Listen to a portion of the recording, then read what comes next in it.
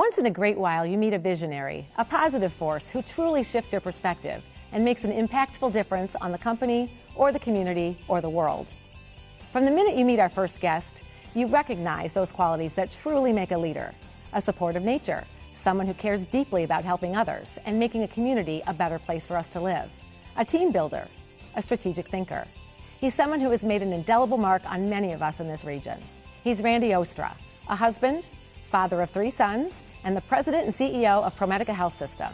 Randy, it's great to have you here today. Pleasure to be with you. So you have been with ProMedica Health System for about 20 years, president and CEO for, let's say, the past 9 years or so. That's correct. Is there any one thing that you could say, this has been my greatest accomplishment so far, this has been kind of the one goal that I've set for the organization that I've always wanted to see through to fruition? You know, that's a really good question. So we moved here 20 years ago, and we're not from Ohio. You know, knew somebody that had moved here and had kind of recruited us to Toledo, and didn't have the idea that we'd stay 20 years, but we did. So when you look back to kind of 20 years of kind of working in a community and working for an institution like ProMedica, you know, I think the thing that's kind of most interesting to see is 20 years ago we started talking about a project that we're doing today. It's really the major replacement of Toledo Hospital, and it's something we call the Generations Project. And it's just a project that we talked about, we kind of planned for, we've done a series of steps over 20 years, and now to see the steel coming out of the ground, it's just a good feeling that this project is getting done. But I think more importantly, it's a project that'll be around for the next generation. So when you think of what's going to happen there, the people that work there, the people that'll be touched from a patient standpoint, it's really kind of just one of those amazing things to be able to see over a 20-year career. So we would like to talk a little bit now about a decision that you and the board have made to gather up the employees from different parts of our region and bring them into the downtown area. And hasn't that really been a catalyst for the excitement and the kind of re-energizing of downtown? Tell us a little more about that. Right. Yeah, we hope it's a catalyst. You know, I'd like to say we had planned this all out, but you know, at the time, so we were blessed with a lot of growth over about a decade. And what we started to look at as we grew, we started to put different departments in different parts of Toledo and metropolitan Toledo. And it really wasn't a very efficient, very effective model. People were kind of scattered about. And we thought maybe we were in a dozen, 15 locations. We're actually 20 plus. I don't remember what the exact number. They found additional sites. And the idea was just for the right reasons, culturally, to bring everybody together. Think about running an organization with people in 20 different locations. They don't know each other. They don't interact. It's not a very efficient model. So we made the decision to bring everybody together and then begin to look for options. So our first idea was to go to a hospital campus, so people always kind of remembered, even though they may not work in direct patient care, that they know why we're there. But what we found very quickly is that there wasn't room on our hospital campuses. It's precious land that you have to keep for future clinical use. We looked at the suburbs, and then really as we began to look at really the right thing to do, we made the decision to move downtown. And we were successful in taking over the old steam plant that had been vacant for 30 years. And then working with KeyBank, we were able to work with them, and they were kind enough to move across the street and able to get 2 buildings that allowed us to think about moving a major part of our employees. So right now we're in the process of getting a first 1,000 there, and then hopefully in the next year or 2 bring a second 1,000 of our staff downtown. It's been a lot of fun to watch, kind of taking shape. Do you kind of drive down Summit Street and take a look around and go, yeah, this is looking really good. This is kind of the master plan that's really coming through. Yeah, we've been talking about it for a long time, so now part of it is let's just get it done and get it over with. The other thing is, it's just we think about the, type of environment we want to create for our staff, the type of opportunity to relate, and the idea too that can we make the area better. So just from amenities for our staff, but for the downtown. We're of course got this park next to us, Promenade Park, that the city will continue to own and maintain. But we think it's a great venue. It's a great opportunity to use the waterfront. When we've done some master planning for the downtown, one of the issues that came out loud and clear was we all needed to engage the waterfront. And so our hope is that this park, this setting, will allow people to be able to engage the waterfront. This is also exciting.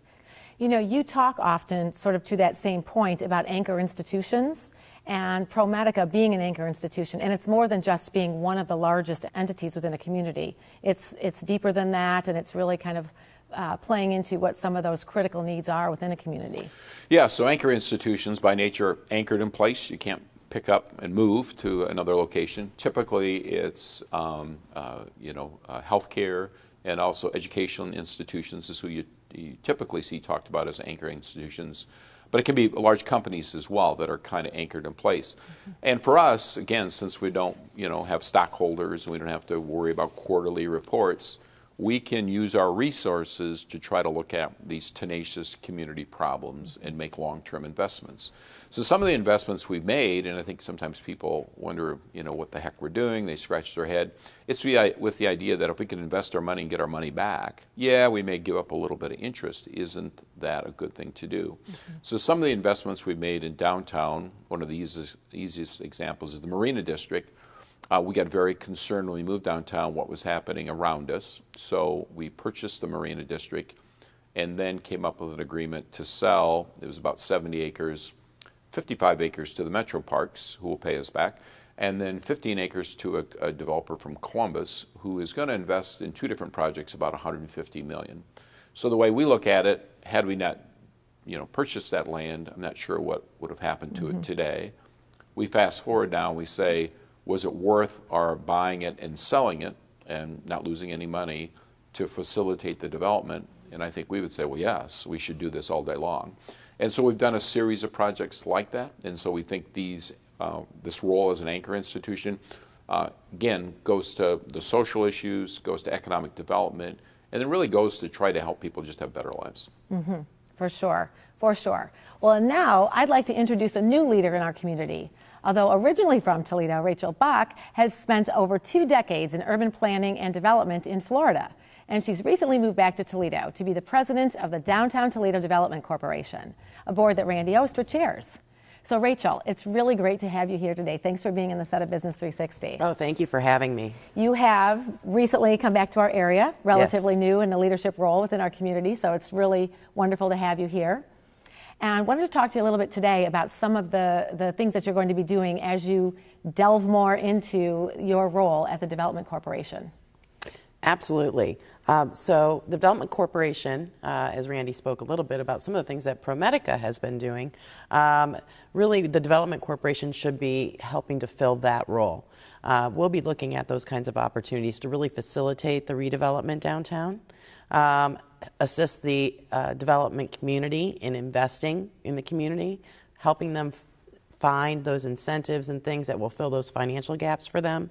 But more importantly, really bringing all the organizations that are working on economic development activities in the downtown together so that we can be collaborating and actually providing resources to each other rather than duplicating efforts. Makes all kinds of sense. Talk to us about the role that you two, as you're working together in the downtown area, will be playing. Sure. This kind of came out of the 22nd Century Committee. Mm-hmm. As we were thinking of moving downtown, we approached Mayor Collins and then Paula Hicks Hudson about working with us on a kind of a public-private partnership. Created a master plan. One of the things that came out of there was the need for a more robust development corporation. So we fast forward, recruited Rachel, have now created a relationship with the Downtown Improvement District, Park Smart, the Design Center. And so really I think it just kind of connects everybody back together. So what Rachel was saying, it's this one-stop shop. So, as Rachel's the president, I'm the board chair, and so it's just reaching out and really making these connections and really kind of connecting some dots. What we're seeing is a lot of interest from a variety of people about participating and being part of a process to address some of our development issues. So I think a lot of our role is to facilitate that. Rachel's role is maybe more direct in helping do project work and policy work relative to are we offering the type of things. So when we look at the 22nd Century Plan, there's a whole outline of things. And we kind of look at the Development Corp as the organization that gets up every day and is kind of trying to hit those issues. Love that. And focus on the positive things that are happening in our region as well. I feel like there are so many, and oftentimes we forget as residents here, members of our community, to really emphasize those and to kind of go forward with the attributes as well as the challenges. So under the two of yours leadership, I'm really excited to see what's coming. So in Business 360 form, I am going to ask some rapid fire questions. So you have to give me one-word answers or perhaps a one kind of brief phrase that answers the question. You're going to start with Rachel. I'll right? start with Rachel. Yeah, that'd be good. Put me on the spot. All right, I'll That's start with you, That's Rachel. right. They're really quick. First job. What was your first job? Little Caesars Pizza. Nice. Randy, first concert. Oh, boy. I think it was the Guess Who, if I remember right. Nice. Rachel, who's your role model? Oh, I've had so many role models in my life. That's a difficult one. Any particular? Michelle Obama. Got it.